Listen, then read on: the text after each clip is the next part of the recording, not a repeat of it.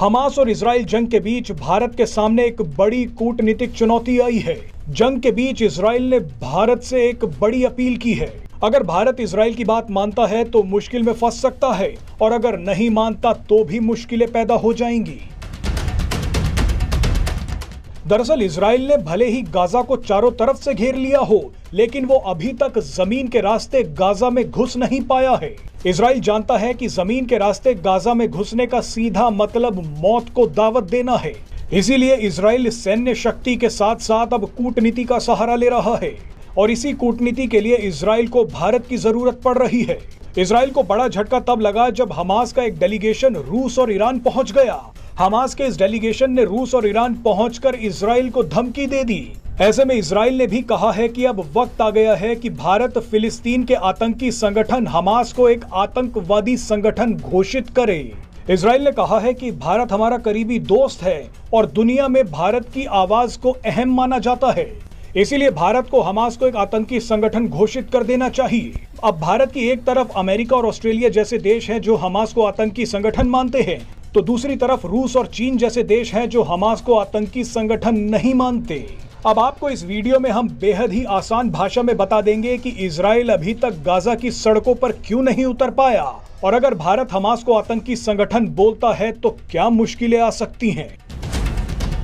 7 अक्टूबर के बाद से ही इजराइल ने गाजा पट्टी पर ताबड़तोड़ हवाई हमले और मिसाइलों से हमले शुरू कर दिए थे, लेकिन अब तक इजराइल डिफेंस फोर्सेस यानी इजराइल की फौज ने गाजा पट्टी में घुसने की कोशिश नहीं की है। हालांकि पिछले 1-2 दिनों में इजराइल की फौजों ने कुछ एक जगहों पर हल्के हमले किए, लेकिन वो ज्यादातर टोह लेने के लिए किए गए हमले थे।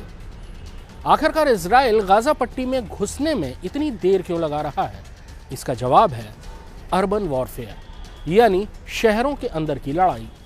दरअसल अर्बन वॉरफेयर यानी किसी शहर के अंदर की लड़ाई से कोई भी प्रोफेशनल फौज सबसे ज्यादा कतराती है।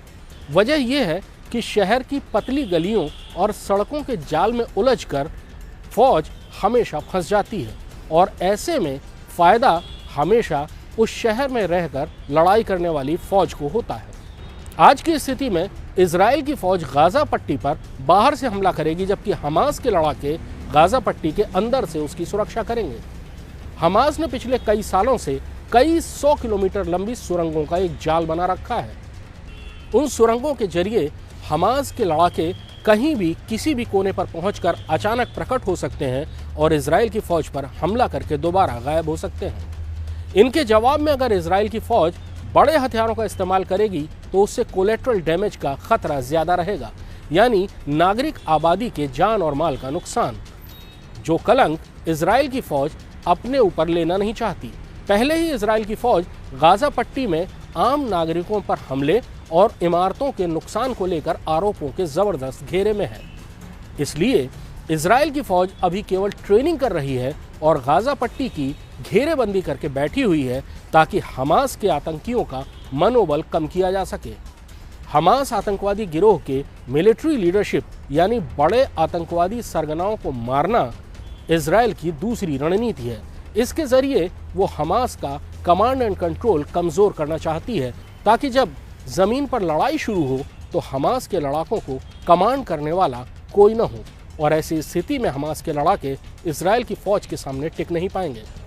लेकिन इजराइल की फौज गाजा पट्टी में जमीन के रास्ते तब तक नहीं घुसेगी जब तक वो इस बात की तसल्ली नहीं कर लेगी कि हमास की मिलिट्री लीडरशिप बहुत ज़्यादा कमज़ोर हो चुकी है, उसके लड़ने की ताकत कम हो चुकी है, और उसके गोला बारूद का भंडार भी ख़त्म हो रहा है, और इसमें अभी समय है।